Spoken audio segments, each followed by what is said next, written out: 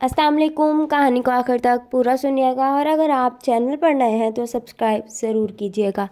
मैं मैके आई हुई थी जब अचानक एक दावत का बुलावा आ गया। सब बहनों ने कहा कि तुम भी साथ चलो। ये सुनकर मैंने उनसे कहा कि मैं घर से कोई अच्छा सूट नहीं लाई, इसलिए मैं तो नहीं जा रही। ये सुनकर भाभी ने कहा, पास ही तो तुम्हारा घर है, अपने बेटे को घर भेज दो, वो तुम्हारा सूट ले आएगा। ये सुनकर सब साथ चलने के लिए इसरार करने लगे, इसलिए मैंने हामी भर ली और बेटे को घर भेजा कि जाओ और घर से मेरा सूट ले आओ।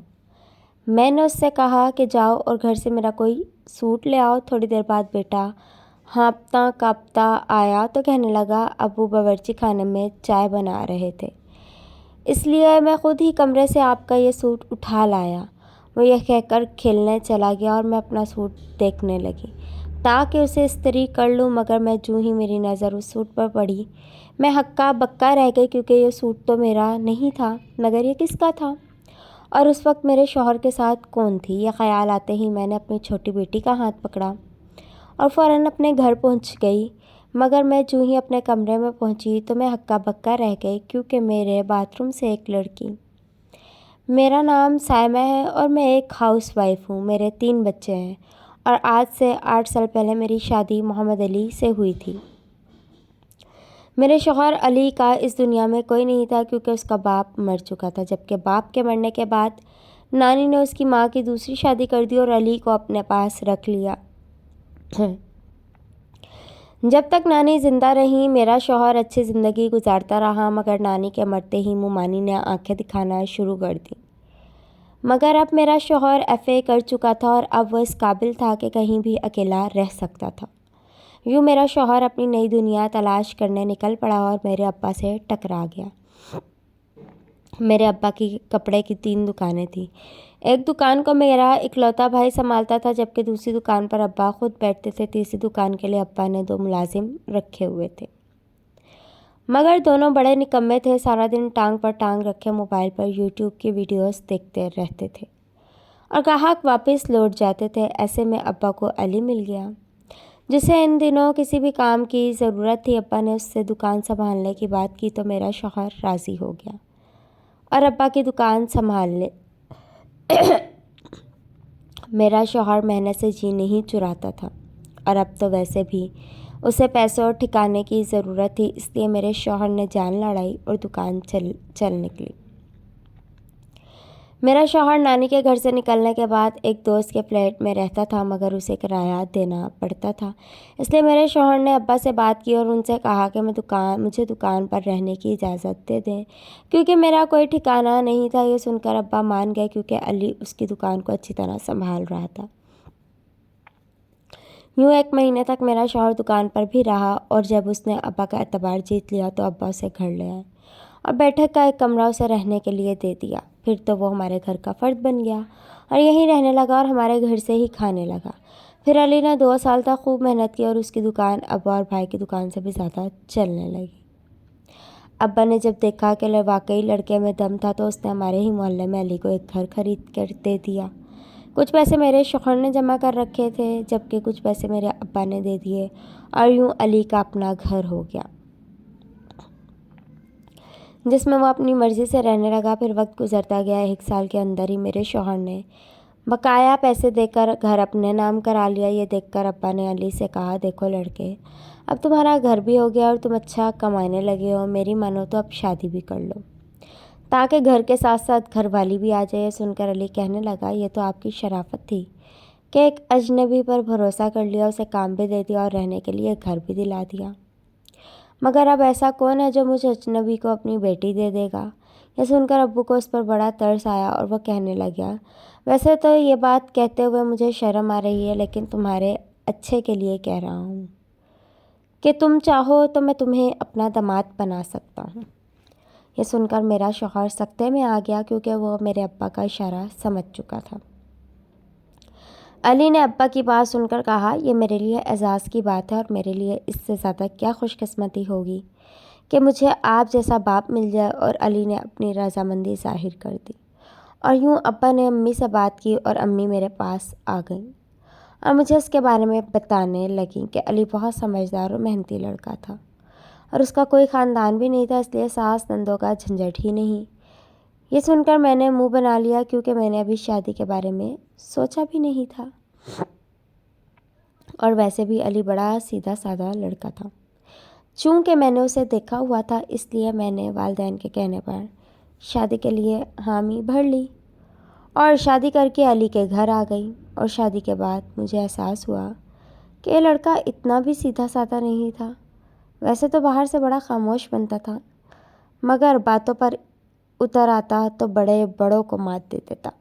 لیکن سچ تو یہ تھا کہ میرے باپ کی عزت کرتا تھا، اس لیے مجھ سے کچھ دب کر رہتا تھا۔ لیکن میری بھابھی اکثر کہتی تھی کہ ایسے گھنے مرد بڑے خطرناک ہوتے ہیں، اس لیے ہوشیار رہنا۔ یہ سن کر میں بھی جواباً کہہ دیتی تھی، ارے بھابھی رہنے دو، وہ جو بندہ اپنی بیوی کے ساتھ پیار کرنے میں جھجکتا ہو وہ کیا کسی کے ساتھ افیئر چلائے گا۔ یہ بات میں اکثر سب کے سامنے کہہ دیتی تھی کہ میرا شوہر تو مجھے پیار ہی نہیں کرتا۔ ایسا لگتا تھا کہ وہ مجھ سے شرماتا تھا۔ یہ سن کر میری بھابھی ہنس دیتی اور مجھے چھڑنے کے انداز میں کہتی، ہو سکتا ہے اب تم اس کے دل سے اتر گئی ہو۔ اور یہ سن کر میں اسے آنکھیں دکھا کر کہتی، بھابھی مجھ میں کیا کمی ہے؟ اور بھابھی میرے پھیلے ہوئے ہاتھوں اربا کی طرف اشارہ کرتی اور میں آئینے کے سامنے جا کر کھڑی ہو جاتی اور خود کو دیکھتی۔ بھابھی سچ ہی کہتی تھی، کیونکہ دوسرے بچے کی پیدائش کے بعد میں بہت موٹی ہو گئی، جبکہ میرا شوہر ویسے کا ویسا ہینڈسم تھا، بلکہ زندگی میں آسانیاں آ جانے کے بعد تو وہ اور زیادہ پرکشش ہو گیا تھا۔ میں ایسے میں اپنے شوہر سے عمر میں بڑی لگتی تھی اور یہ سوچ آتے ہی میں وزن گھٹانا شروع کر دیتی تھی، مگر چند ہفتوں سے زیادہ نہیں کر پاتی کیونکہ اس دوران مجھے زیادہ بھوک لگتی تھی اور میں اس سے بھی ڈبل کھا لیتی تھی۔ ویسے بھی گھر میں کھانے پینے کی آزادی تھی کیونکہ سسرال والے تھے نہیں اور شوہر کسی چیز سے منع کرتا نہیں تھا، اور میں ایسے میں کھل کر کھاتی تھی۔ اور آج ایسی حالت ہو گئی تھی کہ دیکھنے والے میری تعریف کے بجائے میرے شوہر کی تعریف کر دیتے تھے۔ اس لیے میں موٹاپا تو کم نہیں کر پائی مگر اپنے شوہر پر مکمل آنکھ رکھتی تھی، کیونکہ میرے ابا کی کپڑے کی دکانیں تھی جہاں ہر وقت عورتوں کا رش لگا رہتا تھا۔ ایسے میں میرا شوہر مجھ پر دوسری لانے کا سوچ سکتا تھا، اور یہ خطرہ مجھے اس وقت زیادہ لگا رہتا تھا جب میں میکے آ کر کئی دن تک رک جاتی تھی، اور جب میرا شوہر گھر میں اکیلا ہوتا تھا۔ اس بات پر مجھے ابا ڈانٹتا بھی تھا کہ تم جانتی ہو کہ تمہارے گھر میں ساس نند نہیں، پھر بھی تم ہفتے بھر کے لیے یہاں آ کر رک جاتی ہو، اور تم جانتی بھی ہو کہ علی بیچارے کو کھانے پینے میں کتنی پرابلم ہوتی ہوگی۔ اور یہ بات سن کر میں امی کے پاس شکایت لگانے پہنچ جاتی تھی کہ ابا مجھے اپنے گھر میں نہیں آنے دیتے تھے۔ یہ بات سن کر امی بھی ابا کی طرفداری کرتی اور کہتی تھی کہ اب تمہارا ابا ٹھیک کہہ رہا تھا۔ اپنی بھابھی کو دیکھو، وہ بیچاری 1 مہینے بعد میکے جاتی تھی اور تم ہر دوسرے تیسرے دن آ جاتی ہو، اور وہ بھی رہنے کے لیے، اور پھر ہفتہ ہفتہ یہیں رک جاتی ہو۔ یہ سن کر میں غصہ کر جاتی اور گھر والوں کو دھمکی دے کر جاتی کہ اب آپ کے گھر نہیں آؤں گی، اور پھر 2-3 دن بعد ہی غصہ اتر جاتا اور پھر میں مائکے سے میکے آ جاتی۔ چونکہ علی بھی مجھے منع نہیں کرتا تھا کیونکہ اسے کھانا پکانا آتا تھا، اس لیے وہ مجھے جانے دیتا تھا۔ لیکن پھر ایک دن ایسی بات ہو گئی جس نے مجھے ہلا کر رکھ دیا، اور مجھے پکا یقین ہو گیا کہ اسی لیے تو علی مجھے روز روز میکے جانے دیتا تھا، کیونکہ وہ میرے پیچھے کسی نہ کسی لڑکی کو بلا لیتا تھا۔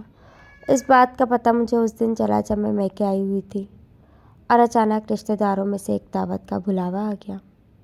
سب بہنوں نے کہا کہ تم بھی ساتھ چلو۔ یہ سن کر میں نے ان سے کہا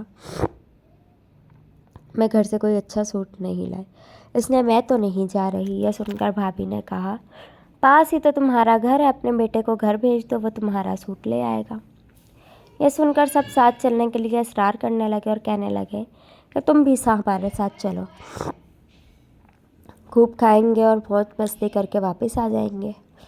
اب مزیدار کھانے کانوں کا نام سن کر میرے منہ میں پانی آ گیا، اس لیے میں نے حامی بھر لی اور بیٹے کو گھر بھیجا کہ جاؤ اور گھر سے میرا سوٹ لے آؤ۔ یہ سن کر وہ کہنے لگا امی آپ کا کون سا سوٹ لانا ہے؟ یہ سن کر میں سوچنے لگی کہ کون سا سوٹ پہن کر جاؤں۔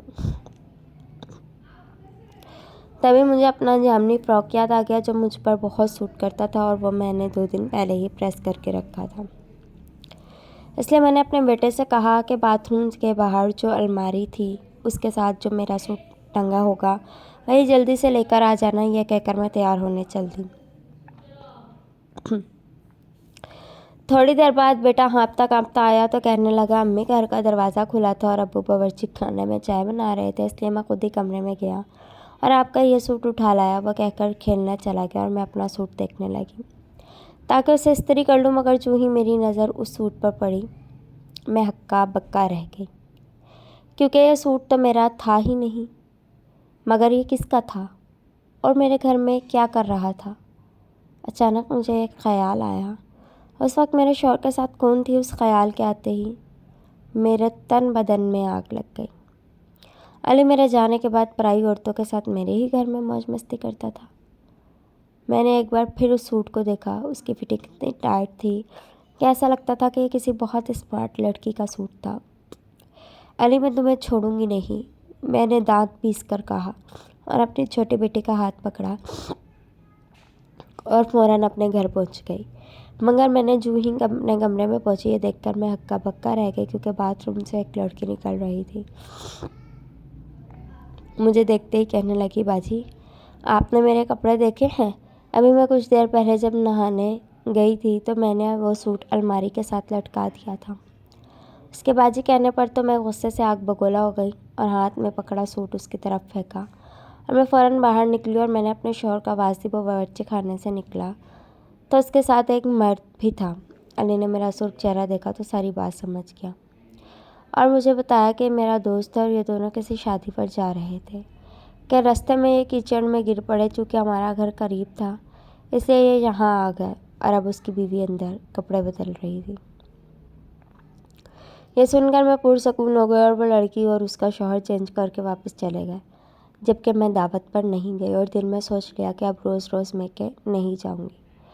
اکثر آنکھوں دیکھا بھی سچ نہیں ہوتا، اس لیے اس کے بارے میں کچھ بھی کہنے سے پہلے تحقیق کر لینی چاہیے، کیونکہ چھوٹی چھوٹی غلط فہمیوں سے اکثر گھر اجڑ جاتے ہیں۔ اللہ حافظ۔